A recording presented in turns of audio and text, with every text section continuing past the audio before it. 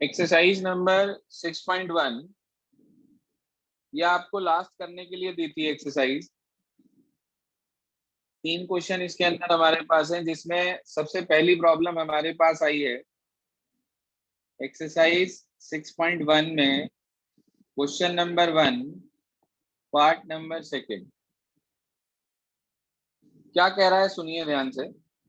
उसने आपसे कहा एक्स रेज टू की power 4 minus 5x² plus 4 greater than equal to 0। हम इसके अंदर मिडिल टर्म स्प्लिटिंग करके फैक्टर्स बना लेंगे। आपको मिला एक्स रेज टू की पावर 4,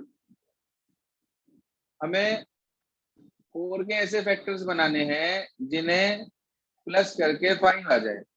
तो इसका मतलब 4 + 1 बन जाएंगे, तो 4x² plus x² plus 4 greater than equal to 0।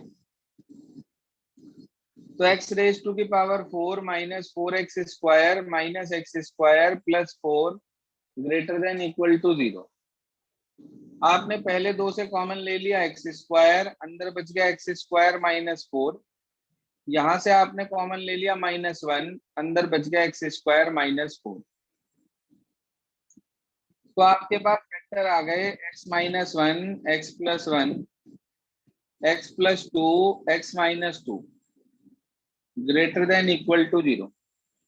तो यहां से आपको x की डिफरेंट वैल्यूज मिल गई। एक तो 1, एक -1, एक -2 और एक 2। आपने इसे नंबर लाइन पे लिख लिया। सबसे पहले -2, फिर -1, फिर 1 और फिर 2। यहां तक कोई प्रॉब्लम? No sir. इधर प्लस, ये माइनस, ये प्लस, ये माइनस, ये प्लस।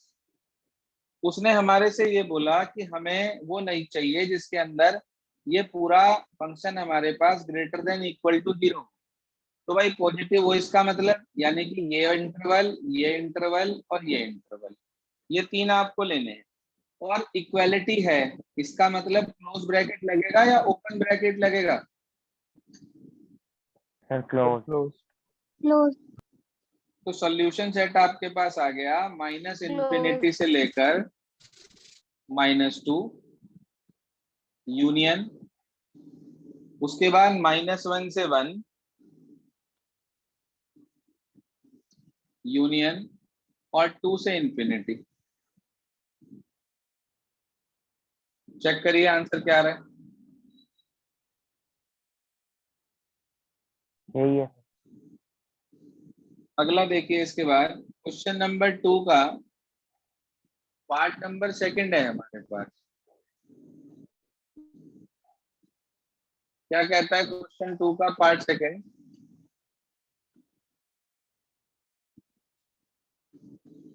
लिखा है x² into x - 1 x - 2 less than equal to 0। ये लिखा है भाई। Yes sir. या तो 0 होगा या 0 से छोटा होगा, नेगेटिव होगा। तो आपने क्या करा, यहां से वैल्यू फाइंड आउट करी। इसे 0 रखेंगे तो x की वैल्यू 0 आ गई। वैसे तो ये x² हर बार एक पॉजिटिव वैल्यू देगा, ये कभी नेगेटिव दे ही नहीं सकता यदि आप ध्यान से देखो। तो इसका मतलब बेसिकली साइन 2 चीजों पर डिपेंड कर रही है हमारे। भाई आप x में कोई भी वैल्यू पुट करके देख लो एक बार, क्या मिल रहा है आपको?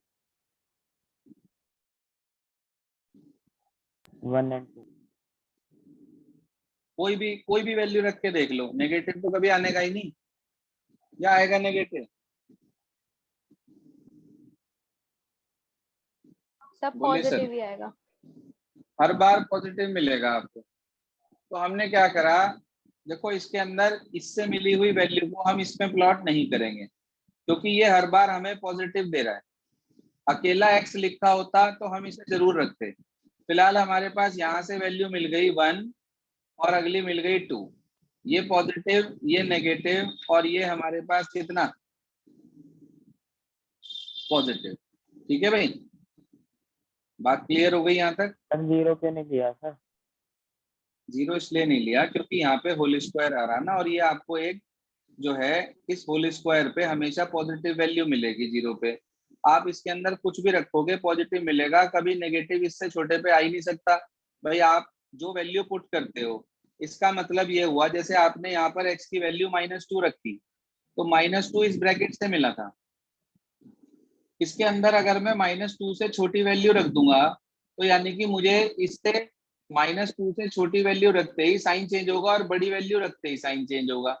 देखो ध्यान से, x की वैल्यू अगर मैं -2 यहाँ से निकाल रहा हूँ, और उसे मैं -2 से छोटी कोई वैल्यू रखूं या बड़ी कोई वैल्यू रखूं पूरे इंटरवल में, तो ये जो साइन है ना, ये बेसिकली इस पूरे के साइन को रिप्रेजेंट करता है कि ये पूरा किस तरह का होगा, पॉजिटिव होगा या नेगेटिव होगा। तो आप ये देखो कि एक्स स्क्वायर का तो इस चीज में कोई रोल ही नहीं है इसे पॉजिटिव नेगेटिव करने में, ये तो हमेशा पॉजिटिव ही रहेगा। बेसिकली साइन जो चेंज होंगे वो इन दो ब्रैकेट की हेल्प से ही तो चेंज होंगे। नहीं समझे आप मेरी बात? देखो हम यहाँ नेगेटिव पॉजिटिव क्यों लिखते हैं, मैं आपको इसका बेसिक रीजन समझाता हूँ। अच्छा, अपनी एक कोई भी वैल्यू सोच लो आप जो इससे बड़ी हो, 2 से बड़ी कोई भी एक वैल्यू जो आपके दिमाग में आए, बोलो। 5 5 आ गई। आप 5 इस पूरे में रखो जरा, 5 का square positive, 5 - 1 positive, yes sir. 5 - 2 positive. तो यानी कि पॉजिटिव पॉजिटिव पॉजिटिव, और इनके साथ मिलाकर ये फिर से पॉजिटिव। तो ओवरऑल ये क्या दे रहा है आपको? पॉजिटिव। तो बेसिकली होता क्या है, ये इंटरवल पे हमने ये जो पॉजिटिव लिखा ना, ये हमने ये चीज लिखी कि यहाँ पर ये पूरा फंक्शन पॉजिटिव रहेगा। अब आप 1 से 2 के बीच में कोई भी एक वैल्यू सोच लो, कोई भी जो आपके जी में आती हो, 1 से 2 के बीच में। 1/2। 1/2 तो यहाँ आएगी इधर, 1.5 होगी। सर 3/2। हाँ 3/2। अब ठीक बोल ली खुशी। तो आपने 3/2 ले लिया, इसमें 3/2 रखो, बोलो 3/2 का स्क्वायर पॉजिटिव या नेगेटिव? पॉजिटिव। अब यहाँ रखो 3/2 यानी कि 1.5। 1.5 में से 1 चला गया, positive negative? Positive. Positive. Positive. अब यहाँ रखो 1.5। नेगेटिव। 1.5 - 2 तो नेगेटिव हो गया। ओवरऑल क्या आया? नेगेटिव। नेगेटिव। अब 1 से छोटी कोई वैल्यू रखो। 0.5। आपकी सेटिस्फेक्शन के लिए 1 मिनट में यहाँ 0 लिख रहा हूँ। 0 से बड़ी हो 1 से छोटी, क्या वैल्यू? 0.5। 0.5। जरा 0.5 रखना है इस पूरे में। 0.5 का square positive, 0.5 - 1 negative, negative. 0.5 - 2 negative. Negative. Negative negative मिलके क्या हो गया? पॉजिटिव। और पॉजिटिव पॉजिटिव मिलके ओवरऑल क्या आ गया है? पॉजिटिव। तो आप ये देखो, पहले आपने पॉजिटिव लिखा, फिर आपने नेगेटिव लिखा, फिर आपने पॉजिटिव लिखा। तो कहने का मतलब ये हुआ हमारे पास बेसिकली कि ये जो हम प्लस माइनस लिखते हैं, ये इस पूरे फंक्शन के साइन होते हैं। अगर मैं यहाँ 0 लेता और 0 से छोटी वैल्यू रखूं, मैं कोई भी छोटी, 0 से छोटी कोई भी एक वैल्यू ले लो, बोलो। -3 -1 ले ली, चलो आपके कहने पे -1 ले ली मैंने एक वैल्यू यहाँ से। वो -1 आप इसमें रखो जरा, -1 का square 1। Positive. Positive. -1 -1 -2 minus negative. -1 -2 -3 हो गया हमारे पास। तो इसका नेगेटिव। मतलब कुल मिला के ये आपको क्या दे रहा है यहाँ पर? नेगेटिव। तो आपके पास ओवरऑल क्या आया? Negative, positive, positive. ओवरऑल आपके पास पॉजिटिव आया। आप ये देखो, पहला पॉजिटिव, फिर नेगेटिव, फिर पॉजिटिव। कायदे से अगला नेगेटिव आता तभी तो चेंज होता, मगर ये सारा ही पॉजिटिव चल रहा है इससे छोटे पे, तो इसलिए जीरो को लेने की कोई जरूरत नहीं है, वो पूरा एक ही इंटरवल हो गया। ये आई क्या बात समझ में अब? Yes sir, yes. क्योंकि एक्स स्क्वायर के होने ना होने से कोई फर्क नहीं पड़ रहा। आप इसे ना भी लो तो भी ये पॉजिटिव है, इसे ना भी लो तो भी ये पॉजिटिव है, इसे ना भी लो तो भी ये नेगेटिव है, इसे ना भी लो तो भी ये पॉजिटिव है। इसका मतलब एक्स स्क्वायर का इन पर कोई इफेक्ट नहीं आ रहा, इसलिए उससे निकली हुई वैल्यू को हमने यहाँ पर इंक्लूड नहीं करा। तो आप ये देखो, सिर्फ पॉजिटिव नेगेटिव पॉजिटिव यहाँ आएगा। तो आपको less than equal to zero चाहिए, तो less than equal to zero मतलब नेगेटिव। कहाँ पे आ रहा है नेगेटिव? 1 से 2 में। हाँ भाई, 1 से 2 पे। 2, और अगर मैं जीरो जो वैल्यू यहाँ से निकली उसे इसमें पुट कर दूं तो पूरा ये जीरो भी हो रहा, तो इसका मतलब इक्वालिटी वाले काम जीरो से भी पूरा हो रहा। तो आप ये कह सकते हैं कि इसका आंसर एक तो जीरो होगा, और दूसरा, जीरो को करली ब्रैकेट में क्यों रखा? जब सिंगल वैल्यू को लेना होता है तो करली ब्रैकेट का इस्तेमाल करते हैं, और जब कहीं से कहीं तक की वैल्यू लेनी होती है तो हम क्लोज्ड या ओपन ब्रैकेट का इस्तेमाल करते हैं। अब जैसे 1 से 2 लेना है मुझे, तो मैं लिखूंगा क्लोज ब्रैकेट 1 से 2, क्योंकि यहाँ पर इक्वालिटी थी इसीलिए क्लोज लगाया। अगर यहाँ इक्वालिटी ना होती तो मैं यहाँ पर ओपन ब्रैकेट लगाता। बोलो भाई, इतना पॉइंट क्लियर हुआ? यस सर, एक प्रॉब्लम और है हमारी, क्वेश्चन नंबर 3 का पार्ट नंबर 2 है हमारे पास। देखिए क्या कहता है क्वेश्चन 3 फर्स्ट, का पार्ट, फर्स्ट पार्ट सॉरी। जी हाँ, question number 3 part number first. क्या कहता है पार्ट नंबर फर्स्ट? ध्यान दीजिए। 1/x-2 less than equals to 1, ये लिखा है हमारे पास। ठीक है भाई, 1/x-2 और लेस देन इक्वल्स टू 1 लिखा है हमारे पास। अब हमें इसे सिंप्लीफाई करना है और इसकी वैल्यू निकालनी है। मुझे नीचे से इसे रिमूव करना है यहाँ से। तो भाई मैं जानता हूं कि जो होल स्क्वायर्स होते हैं हमारे पास वो हमेशा greater than equal to zero होते हैं। मैंने कहा since x-2 whole square greater than zero होगा हमारे पास, where x belongs to r and x not equal to 2। x r को बिलोंग करना चाहिए और 2 नहीं होना चाहिए, तो ये वैल्यू ग्रेटर देन जीरो होगी, मतलब पॉजिटिव होगी। तो अगर मैं इस पॉजिटिव नंबर की मल्टीप्लाई कर दूं दोनों तरफ,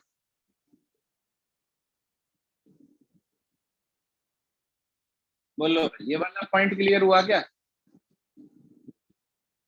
तो इनइक्वालिटी पे कोई इफेक्ट नहीं आएगा। ये बात मैंने आपको पहले भी समझाई थी एग्जांपल में।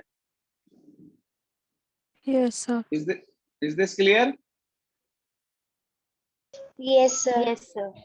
एक x-2 से एक x-2 कट गया, तो x-2 less than equals to x square plus 4 minus 4x आ गया। अब हमें इन्हें उधर लेके जाना है, तो हमने दोनों तरफ से x माइनस कर दिया और 2 प्लस कर दिया। पहले x माइनस करा हमने दोनों तरफ से।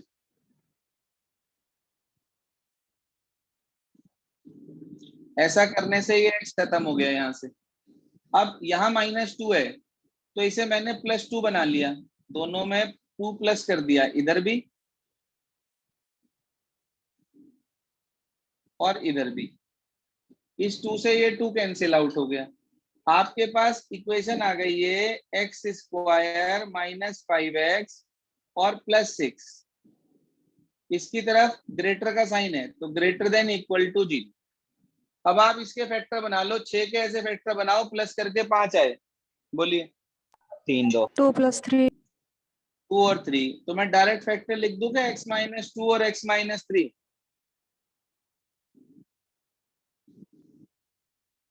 कोई प्रॉब्लम तो नहीं किसी को? No sir. x की एक वैल्यू 2 आ गई और x की एक वैल्यू 3 आ गई। आपने इसे इंटरवल में ब्रेक कर लिया, नंबर लाइन पे इसे डाला 2, इसे डाला 3, फिर वही ये पॉजिटिव, ये नेगेटिव, ये पॉजिटिव। आपको चाहिए ग्रेटर देन इक्वल टू 0, तो इसका मतलब पॉजिटिव वाले कहाँ कहाँ पे है भाई पॉजिटिव। सॉल्यूशन सेट क्या होगा इसका? Minus minus infinite. Minus infinity से 2, इक्वालिटी है तो closed, union 3 to infinity. 3 to 3 infinity. to to infinity। बताओ भाई, आंसर चेक करो एक बार, क्या दे रखा है इसने। सर यही है। सिस्टम क्लियर हो गया है सभी को काम करने का? क्या हाँ जी, सर किताब यस में सर। इसमें ओपन ब्रैकेट लगा रखा है। किताब में ओपन ब्रैकेट लगा रखा है, कहाँ पे? 2 पे। 2 पे ओपन ब्रैकेट लगा रखा है। नहीं सर, करेक्शन कर लीजिए, क्लोज ही आएगा। करेक्शन कर लीजिए, क्लोज ही आएगा।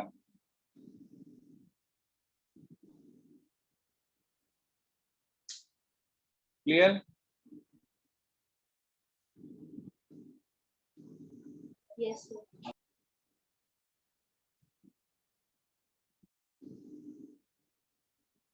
इसके बाद आगे आ जाइए।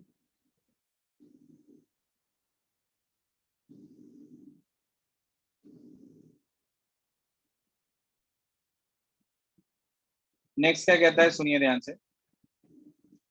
अब ये तो हमने प्रॉब्लम ले ली एक्सरसाइज नंबर 6.1 की। अब इसके बाद हमारे पास जो टॉपिक स्टार्ट होता है वो है इंक्रीजिंग एंड डिक्रीजिंग फंक्शन। देखो करना क्या होता है इंक्रीजिंग डिक्रीजिंग फंक्शन में।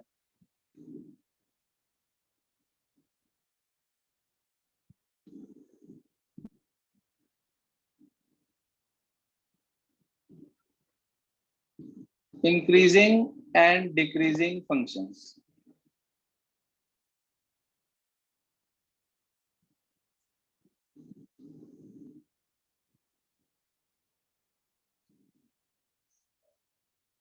टॉपिक है हमारे पास इंक्रीजिंग एंड डिक्रीजिंग फंक्शन। देखिए इसके अंदर होता क्या है, कब किस फंक्शन को हम इंक्रीजिंग या कब किस फंक्शन को हम डिक्रीजिंग।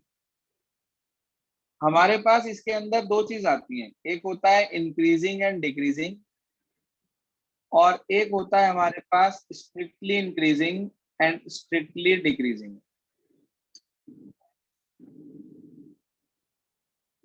देखो इंक्रीजिंग का क्या मतलब है, डिक्रीजिंग का क्या मतलब है। जब हमारे पास एफ डैश एक्स होता है फंक्शन का डिफरेंशिएशन, एफ डैश एक्स की वैल्यू अगर ग्रेटर देन इक्वल टू 0 आती है तो वो कहलाता है इंक्रीजिंग फंक्शन। लेकिन अगर हमारे पास एफ डैश एक्स सिर्फ ग्रेटर देन 0 आता है तो वो कहलाता है स्ट्रिक्टली इंक्रीजिंग फंक्शन। आप इसका मतलब बता सकते हो मुझे? ग्रेटर देन इक्वल टू 0 और खाली ग्रेटर देन 0।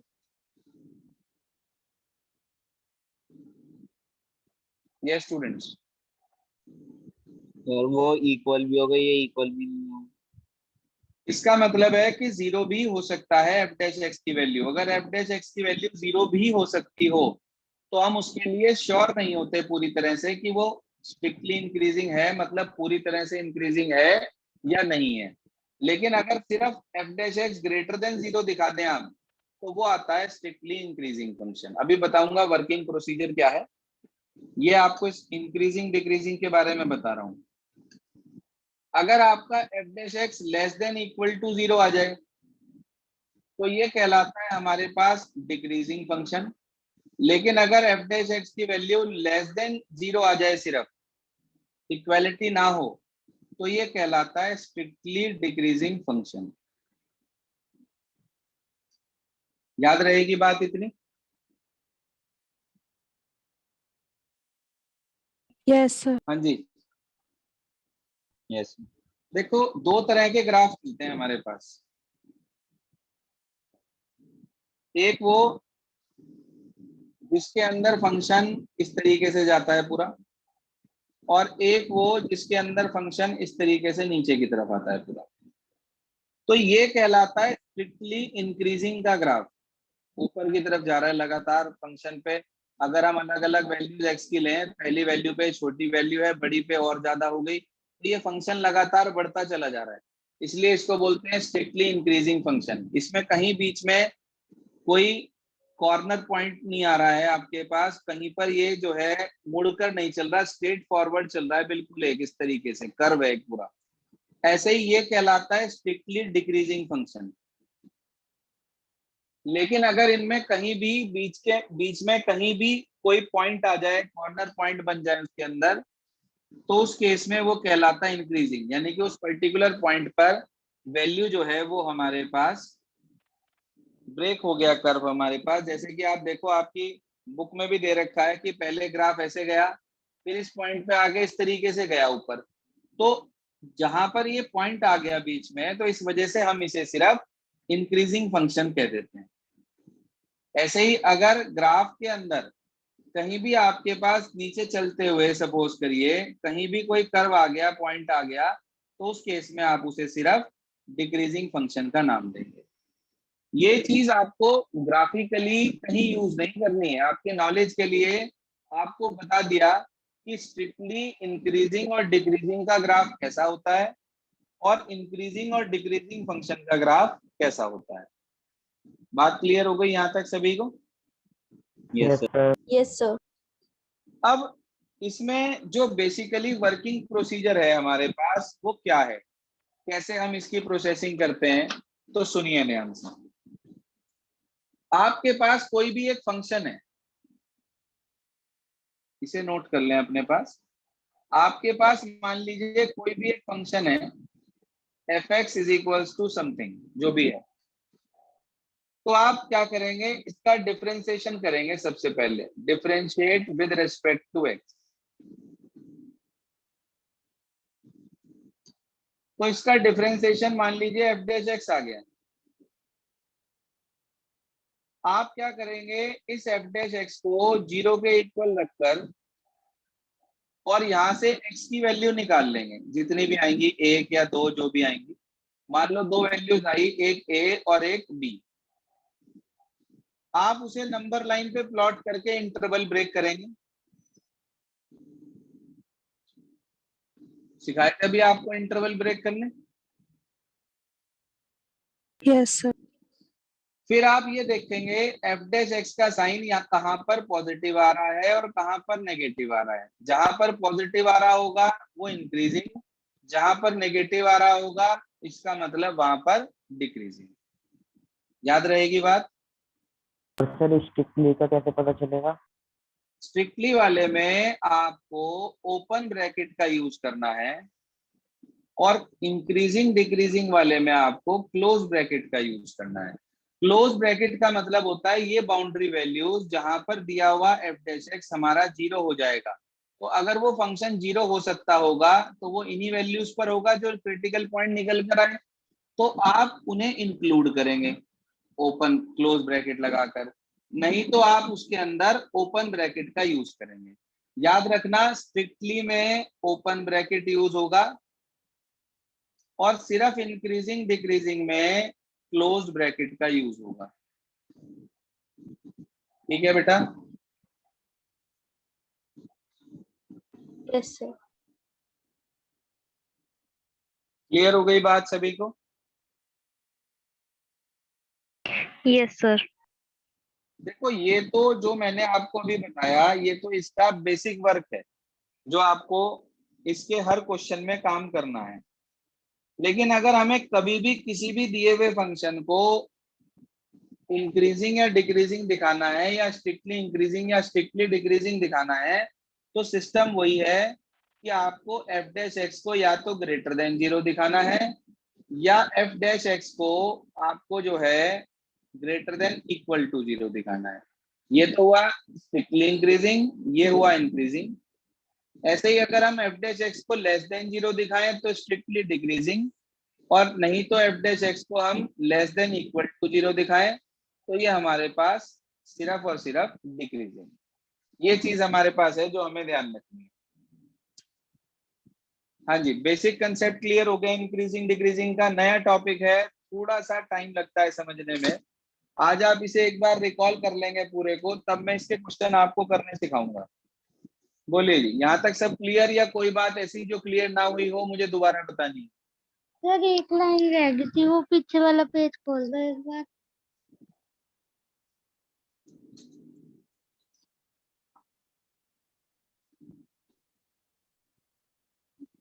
देखिए सर ग्राफ ग्राफ आपके पास में भी बने हुए हैं, आप देखना चाहें तो वहां देख सकते हैं। सर क्वेश्चन करना कल सिखाओगे? क्वेश्चन की एक्सप्लेनेशन हम कल देंगे। आज तो सिर्फ और सिर्फ मैंने आपको ये सिखाया है कि किस तरीके से आप इसमें वर्किंग करेंगे, क्योंकि नया टॉपिक है, इट विल टेक टाइम। किसी एक्सप्लेनेशन में अगर प्रॉब्लम है तो बताइए। कल हम इसके क्वेश्चन सीखेंगे कि हमें वर्किंग कैसे करनी है। बहुत भारी काम नहीं है, सिंपल वर्क आपके पास है। और इसके बाद जो टॉपिक हमारे पास अगला है इससे, मैक्सिमा मिनिमा, उसके अंदर भी इस टॉपिक का बहुत ज्यादा यूज है। जो आपने अभी टॉपिक पढ़ा है इंक्रीजिंग डिक्रीजिंग, यही सेम टॉपिक आपके पास आगे मैक्सिमा मिनिमा में भी यूज होगा। देख लें भाई, पॉइंट क्लियर हो गए सभी को सारे? Yes. Yes sir. Next page बस आज के लिए इतना ही करेंगे, और कल हम इसके क्वेश्चन सीखेंगे किस तरीके से करना है। टाइम आपका कल का वही 2 बजे का रहेगा। इसी वजह से अगर कोई चेंज करना पड़ता है तो इवनिंग में ही मैं आप लोगों का बैच ले लूंगा।